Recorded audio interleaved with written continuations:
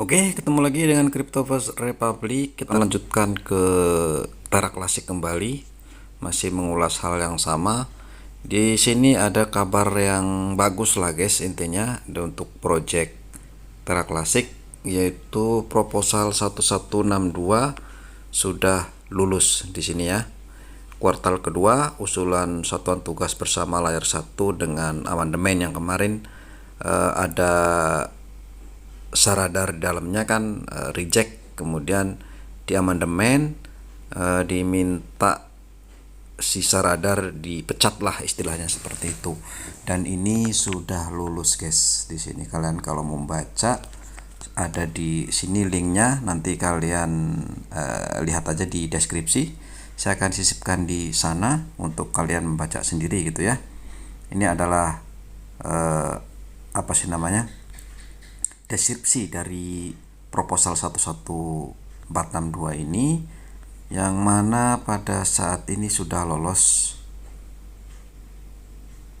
beberapa jam yang lalu ya, sebetulnya 5 jam yang lalu sudah lolos, mencapai 55% ya, tipis ya, tidak begitu full lah, artinya dari sekian banyak itu yang tidak juga lumayan tinggi, artinya masih ada potensi untuk apa ya, nanti akan ada guncangan lah di perjalanan. Sama seperti kalau politik kita di pemerintahan itu, kalau tipis seperti ini biasanya akan ada oposisi yang akan terus menggoyang seperti itu. Tapi setidak-tidaknya kita punya harapan 3 bulan ke depan di kuartal kedua proyek itu akan berjalan kembali. Nah, ini ada 55% yang iya, kemudian tidaknya 38%, kemudian 1,2% tidak dengan hak veto, kemudian dia abstain itu 4,7%, dan ini ambang lulusnya di sini, dan akhirnya dia lolos lah seperti, walaupun sedikit tipis ya. Ini tidak, yang ini dari warna hijau ini sedikit tipis lah seperti itu. Nah, ini untuk para validatornya ada 87 yang tidak memilih gitu ya. Kemudian yang yes ada 33, diantaranya adalah Alnode, Terasivita, kemudian Auto Compound, Moonshot, Jesus Lord, dan lain-lain. Nah, ini ada beberapa halaman kalau kalian mau lihat, Happy Kitty dan lain-lain seperti itu.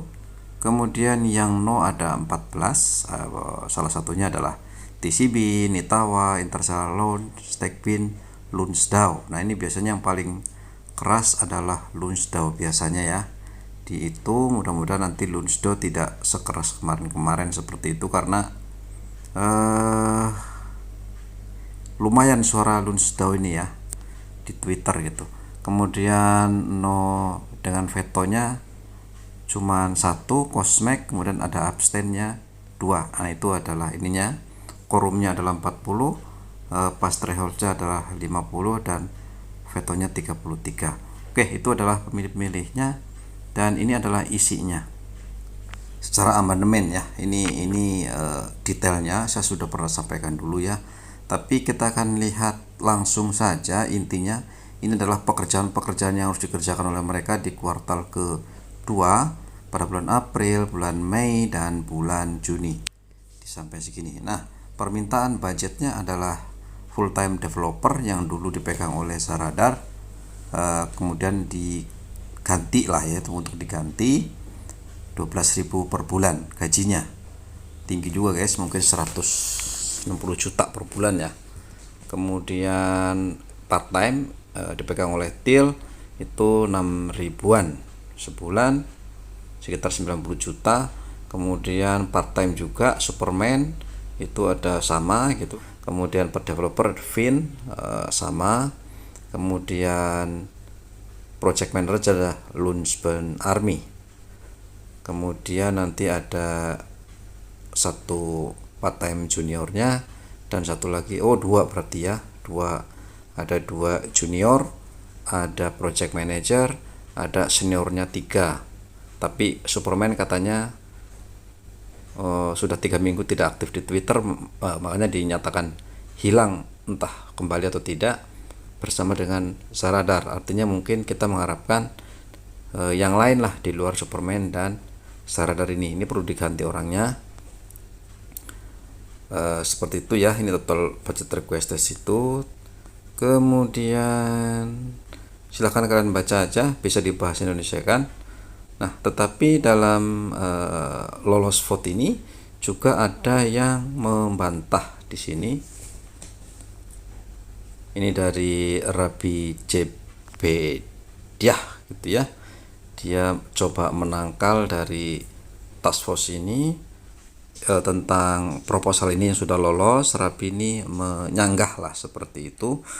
Kalian bisa baca di sini juga, nanti saya sisipkan linknya supaya kalian bisa baca satu persatu. Kalau kalian mau ini keterangannya lengkap di sana, tapi kita akan mencoba ke ringkasannya. Di sini adalah masalah besar dengan anggaran di atas adalah bahwa TGF saat ini berantakan gitu ya. Dianggapnya seperti itu. Pertama, Superman yang saya bilang tadi masih hilang. Dia telah hilang selama beberapa minggu. Masalah hukum IRL, saya nggak tahu IRL apa, saya udah cari tadi. Kemudian proposal TGF di atas memasukkan Superman ke dalam anggaran meskipun dia menghilang. Jadi walaupun dia hilang, anggaran tetap ada. Nah, kemudian pengganti Tobias juga akan memakan waktu berminggu-minggu. Nah, ini juga Tobias Zaradar itu kan juga kemarin dipecat dan belum ada penggantinya. Artinya kalau ini dua harus ganti orangnya gitu ya, tapi duitnya ditransfer sana. Meskipun tidak memiliki satu pengembang utama, lowongan yang disebutkan di atas masih ditagih penuh. Jadi masih ditagih, masih masuk lah seperti itu. Proposal menghilangkan nama pengembang junior meskipun menaiki komunitas untuk mereka. Jadi pengembang junior ditiadakan, tetapi duitnya ditagih semua gitu ya. Kemudian menagih manajer 5.000 per bulan tanpa jaminan lebih banyak pengembang akan bergabung. Masih berurusan dengan orang lah seperti itu. TGF adalah organisasi nirlaba sebagai perusahaan nirlaba yang berada di luar cakupan piagamnya.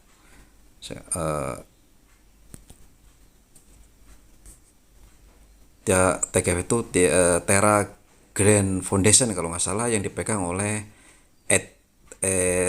Edward Kim kalau nggak salah ini ya. Kemudian TGF sendiri saat ini sedang terlibat masalah hukum yang akan segera berujung pada tindakan disipliner. Jadi TGF ini mungkin masih ada urusan ini dengan si Terra Luna gitu ya. Kemarin kan Dokon juga ditangkap dan mungkin nanti akan berurusan dengan sini. Kemudian TGF berusaha melewati masalah hukum tersebut dengan melakukan reformasi di Kepulauan Cayman. Ini kemudian L1JTF di bawah lingkup TGF perlu menyelesaikan roadmap Q1. Dianggap Q1 belum selesai, tapi kalau membaca di proposal awal sudah selesai. Untuk semua alasan di atas, proposal pengeluaran kuartal kedua TGF L1JTF batal demi hukum. Nah, ini adalah sanggahan dari Rabi. Nah, ini adalah justifikasinya. Kemudian ini Superman yang pergi ya, Superman need to health benefit ya, pension dan vacation, jadi di jalan-jalan lah seperti itu. Nah, kemudian dan lain-lain itu kalian bisa membaca lah di sini semuanya. Jadi proposal baru dia buat untuk mengisi kosongan pimpinan senior akibat kepergian Prof. Ed Kim dan pemecatan Tobias Anderson, ini Zaradar gitu ya. Kami mengusulkan untuk membawa Bilbo Baggins dan Solid Snake. Ya, itu akan menjadi co-lead team. Selain mereka, kami mengusulkan untuk menambahkan 3 pengembang seniornya ke dalam tim. Not Juicy, Mako Chetney, Chiptostic Sensei dan lain-lain. Itu nama-nama apa ya? Nama-nama inisial guys di situ. Yang semuanya adalah pengembang berpengalaman bertahun-tahun dan tidak akan kesulitan menyesuaikan diri dengan grup. Akhirnya kami mengusulkan untuk menambahkan Jacob Gadikain, pengembang CEO Nation Lab, ke daftar sebagai pengikut untuk tujuan kolaborasi eksternal dan lain-lain lah seperti itu. Kalian bisa baca di sini nanti. Ini proposal baru yang nanti untuk gaji-gaji mereka. 7.000 gajinya Baggins, Solid Snake 7.000 juga, kemudian Ya intinya nambah lagi lah gitu ya, di luar yang 150.000 sudah dibayarkan. Ini butuh kos 100.000 lagi, sekitar 1,5 miliar seperti itu guys. Nanti mungkin ke depan akan seperti apa proposalnya, kita lihat. Seandainya ini diterima, maka yang kemarin akan batal gitu ya, saya ini diterima. Tapi ya kita ngeliat saja nanti seperti apa. Memang seperti inilah dunia dari komunitas blockchain, hampir semuanya seperti ini. Tetapi Lunsi ini agak-agak sedikit vulgar sajalah gitu ya, karena mereka pengembangannya kebanyakan kuat di Twitter. Jadi seolah-olah mereka di Twitter tuh banyak, di YouTube, di Telegram dan lain-lain, mereka punya pengikut sendiri-sendiri yang kuat-kuat juga seperti itu. Jadi terlihat rame. Nah ini yang menakutkan sebagian orang gitu ya. Mungkin sebagian lain tidak peduli, ya nggak peduli, tapi sebagian lain masih memperdulikan ini, terutama mereka para investor besar yang duitnya banyak. Pasti mereka punya tim teknis gitu ya, dia harus menelisik bagaimana koin ini, proyeknya bagaimana, orang-orangnya bagaimana. Dia akan menelisik itu untuk menempatkan uang mereka gitu ya. Kalau bagus maka uang mereka akan ditaruh, kalau tidak mereka akan menjauhi. Nah ini Lunsi ini masih belum punya well besar, belum punya visi-visi besar gitu ya, karena mungkin permasalahan-permasalahannya nggak kelar-kelar gitu ya. Tapi mudah-mudahan di sini kita mulai adem setelah mereka nanti bekerja 3 bulan ke depan. Tinggal menunggu yang Terra Ripple, kita belum tahu nanti hasilnya seperti apa. Nah ini adalah penerimanya, sudah ditransfer ke sana sebesar 1 miliar koin Lunsi atau senilai 129.000.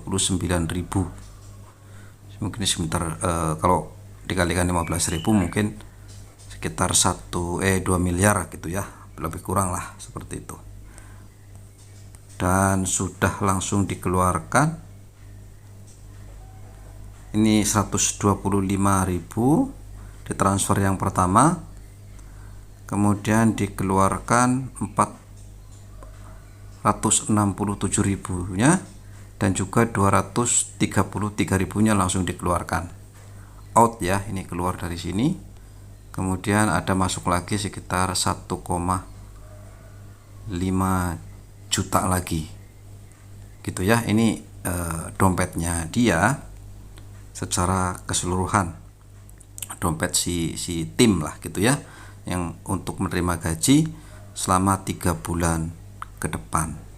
Guys, itu ya untuk proposal 11462 yang akhirnya pas atau lolos untuk kuartal kedua mulai bulan April, Mei, dan Juni.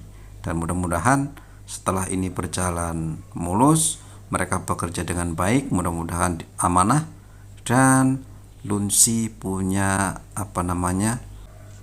menambah tingkat kepercayaan para investor baru, terutama yang punya dana-dana besar untuk menanamkan modalnya di Lunsi. Karena harapan itu saja, dan tidak cukup dengan komunitas yang kuat saja. Memang komunitas itu penting, tapi jauh lebih penting juga bagaimana kalau komunitas solid, kemudian menggandeng para VC, venture capital yang duitnya besar-besar untuk ikut masuk. Paling tidak staking lah gitu ya. Kalau stakingnya banyak, pasti duitnya akan ngelok di sana, mengurangi peredaran, dan pada akhirnya akan naik dengan sendirinya karena meningkat permintaan, kemudian stoknya berkurang karena di staking atau di burning, maka harga akan naik. Oke, demikian, mudah-mudahan bermanfaat, dan bye-bye.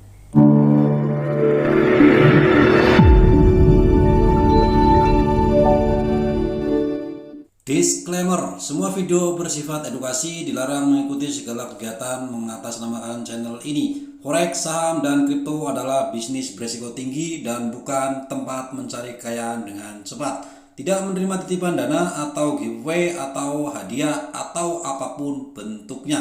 Berhati-hatilah terhadap penipuan dan manipulasi yang menyerupai perdagangan aset ini.